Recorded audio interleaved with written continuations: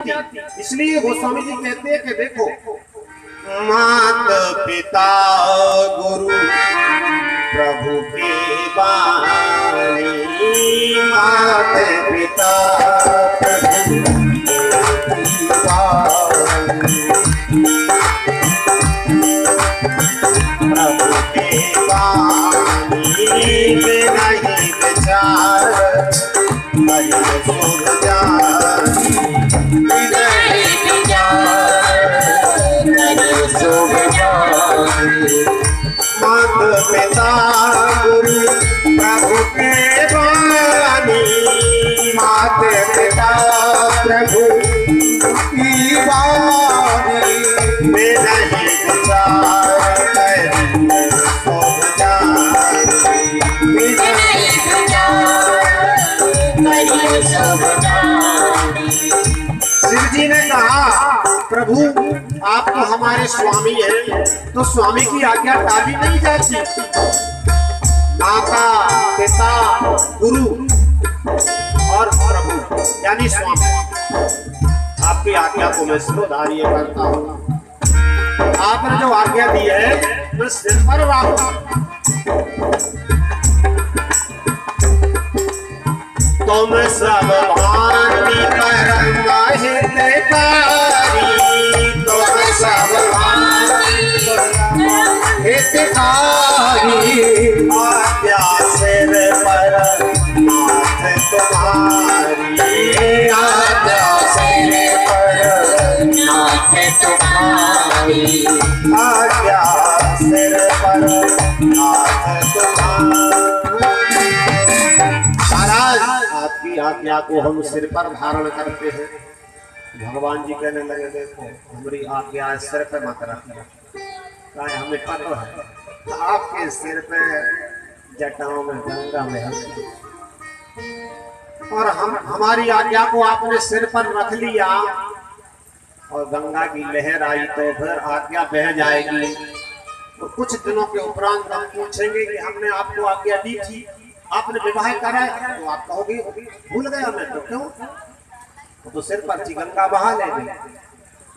भगवान जी कहने लगे, हमारी आज्ञा को हृदय में रखो, सिर पर नहीं, हमारी आज्ञा को आप अपने हृदय में रखिए तो आपको ध्यान रहेगा।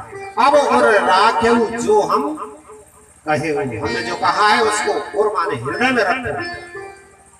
भगवान ऐसा कह करके अंतर ध्यान हो जाते हैं। इधर अब शिव जी विचारने लगे, पार्वती जी से विवाह कराना भगवान जी की आज्ञा है, तो इनकी पहले परीक्षा तो ले लें। सप्तऋषियों को पहुंचाया, सप्तऋषि जाकर के देखते हैं देवी पार्वती जी कैसी बैठी है, मानो तपस्या ने मूर्ति धारण की हो, मूर्ति मंद तपस्या जैसे। ऋषियों ने वंदन किया, पूछा, अरे राजकुमारी इतना कठोर तप किस लिए कर रही हो, क्या कारण है? तुम्हारा जो मनोरथ है वह हमें सुनाओ। कुछ दूसरों से भी अपना काम बन जाता है और संतों से तो बनता ही है, इसलिए आप हमें बताइए आपका मनोरथ क्या है। पार्वती जी ने कहा, हे महाराज,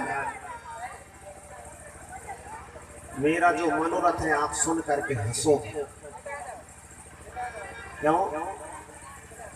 मेरा मनोरथ ऐसा है जैसे कोई नदी की धार में बालू की दीवार बनाना चाहता है। नदी बहती जा रही है, अकेली रेता की कोई दीवार बनाए तो वो तो बह जाएगी, कैसे बनेगा? लेकिन मैंने कठिन निश्चय किया है, दृढ़ संकल्प किया है, मैं अपने मनोरथ को सफल करके रहूंगी। तो बोले, बताओ तो सही आज्ञा, कौन सा मनोरथ? पार्वती जी ने कहा, मैं इसलिए तपस्या कर रही हूँ कि भगवान शिव मुझे पति रूप में प्राप्त हो। अच्छा, आपको इतना तपस्या करने की क्या जरूरत है? शिव जी से भी कोई अच्छा हो तो उनके साथ तुम्हारा विवाह करवा देते हैं। और हम तो अभी देख करके आए हैं, तुम्हारे योग्य वर तो भगवान विष्णु हैं, जिनके लिए कभी लक्ष्मी छोड़ती नहीं है। ऐसे भगवान विष्णु के साथ तुम्हारा विवाह हम करवा देंगे, तुम इतना कठोर तप मत करो। खाना बंद करिए महाराज, आप व्यर्थ की बातें मत बताओ। देवर्षि नारद जी ने मुझसे कहा है कि तुम तपस्या करो, तुम्हारा विवाह शिव जी के साथ में हो जाएगा। मैंने उसी दिन अपने मन में ये संकल्प कर लिया है कि मेरा विवाह भगवान शिव के साथ में ही होना चाहिए, इसलिए मैं तपस्या कर रही हूं।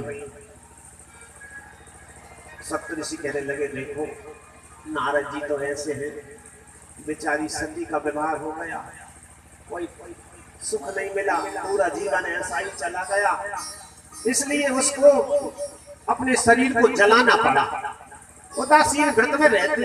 अब सप्तऋषि थोड़ी बुराई करके परीक्षा लेना चाहते, फिर दोबारा से उन्होंने अपने कानों को बंद कर लिया और कहा, देखो यहाँ पर यदि आप हमारे पति शिव जी की कोई कथा सुना रहे हो या कीर्ति सुनाना चाहते हो, बड़ाई सुनाना चाहते हो तो बैठे रहो, नहीं तो यहाँ से आप चले जाओ, मैं ये सुनना नहीं चाहती। और शिव जी ने भले ही ये निश्चय कर लिया होगा मैं विवाह नहीं कराऊंगा, लेकिन मैंने निश्चय किया है कि शिव जी को मेरे साथ में विवाह कराना पड़ेगा। यह जन्म नहीं, जन्म कोटि लगी रगर हमारी, बरो संपूर्ण तेरा तुम्हारी।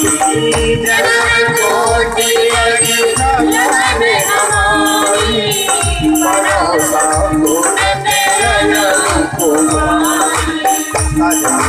नारद कर उपदेशु, आप कहीं सतवार महेशु। नारद कर उपदेशु, आप कहीं सतवार महेशु। श्री राम जय राम, जय जय राम, श्री राम जय राम, जय जय राम, श्री राम जय राम, जय जय राम, श्री राम जय राम, जय जय राम, श्री राम जय राम, जय जय राम, श्री राम जय राम, जय जय राम, श्री राम जय राम, जय जय राम, श्री राम जय राम।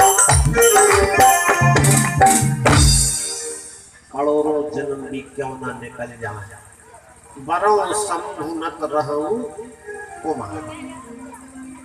विवाह तो शिव जी के साथ में ही होगा, और आप यदि शिव जी की कोई कथा सुना रहे हो, यश सुनाओ, गुण सुनाओ तो बैठे रहो, नहीं तो तुम ग्रह गमनो भयउ विलंबा।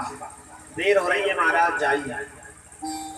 ऐसा प्रेम जब उन्होंने देखा तो वो कहने लगे, जय हो आपकी, जय जय जगदम्ब के भवान। देख प्रेम बोले मुनि क्या। उन्होंने हाथ जोड़ करके कहा, मैया आप तो जगत की माता हैं और भगवान शिव जगत के पिता हैं, हम तो आपकी परीक्षा लेने के लिए आए थे। सप्तऋषि लौट करके गए, शिव जी को पार्वती जी का प्रेम सुनाया और